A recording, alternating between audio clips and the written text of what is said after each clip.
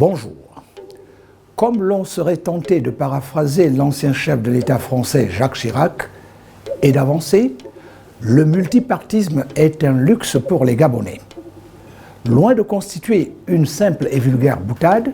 cette phrase est l'expression d'un constat qui devrait échapper à aucun citoyen, 62 ans, après que le Gabon ait acquis son indépendance.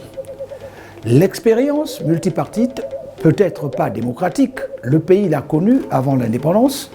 avec des formations politiques comme le Bloc démocratique gabonais BDG de Léon Mba,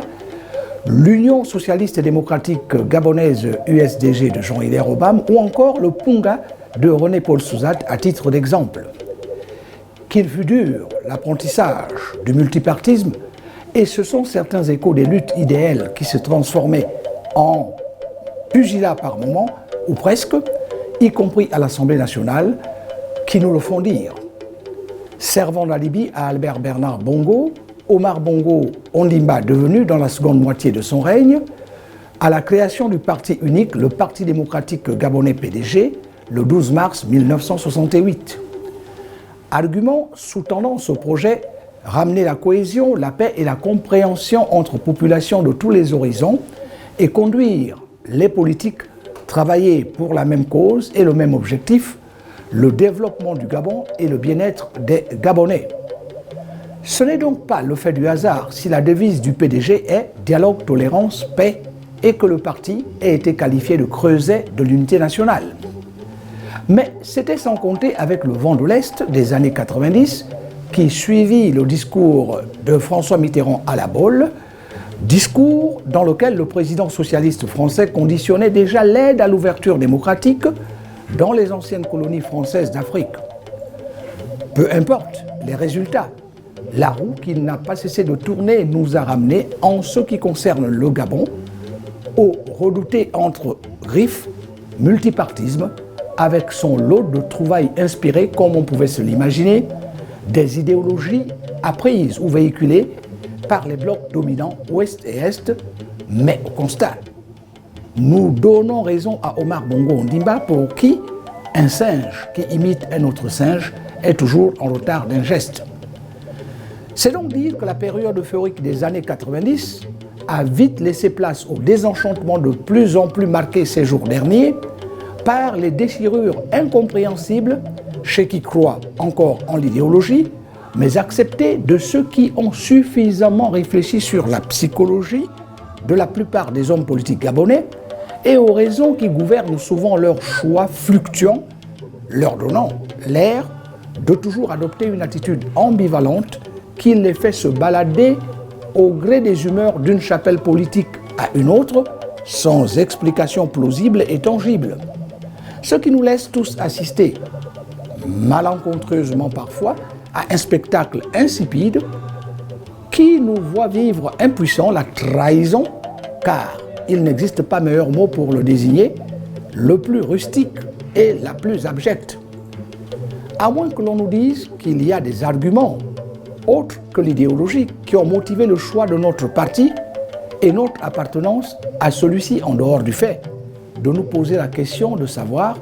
si ce n'est pas le virus de la tropicalisation du ou des modèles politiques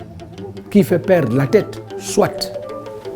De nombreux observateurs aidés par les médias constatent que plusieurs cadres et même militants démissionnaires de partis dits d'opposition, curieux, vont grossir les rangs du PDG. D'où l'avalanche de questions que se posent les Gabonais, au nombre desquelles celle qui consiste à se demander s'il y a, au cas où elle existerait, une idéologie meilleure à une autre. Pourquoi ne l'avoir pas choisi depuis? Qu'est-ce qui fonde nos choix?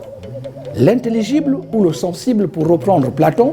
l'auteur de la République, qui sériait le monde en deux pôles bien distincts, celui de ceux qui privilégient la réflexion et les idées, et celui de ceux qui optent pour satisfaire la chair, ceux-là dont le véritable débat est aux antipodes de celui de personnalités telles Gandhi, Martin Luther King ou Nelson Mandela qu'on peut, sans crainte d'être contredit, qualifier de grands hommes avec grand G et grand H. Puisqu'il en est ainsi depuis des décennies, notre préoccupation nous amène, nous interroger sur ce que devrait être le véritable devoir du politique, à savoir prendre en compte les aspirations des populations et tenter avec les moyens dont il dispose et du mieux qu'il peut de les satisfaire, surtout s'il détient dans ses mains les leviers du pouvoir. Vu sous cet angle, eh bien, il n'y a qu'à revisiter l'étendue des complaintes des Gabonais qui vont de la santé à l'emploi en passant par l'éducation, l'habitat et la locomotion pour voir comment définir de commun accord des plans d'accélération de la transformation qui soient en phase avec les desiderata. A-t-on besoin pour y arriver, quand on sait les qualités que cela requiert, travail, patriotisme et altruisme, a-t-on besoin d'une multitude de partis qui semblent presque tous dire la même chose, donnant l'impression de cacophonie, ou d'un environnement mieux organisé, équilibré et moins conflictuel inutilement le plus souvent? La Suisse, qui fait des émules dans l'hémisphère nord en Allemagne par exemple, c'est dire, fonctionne avec 4 formations politiques représentées au gouvernement, ne comptant que 7 membres, dont 2 issus de la première,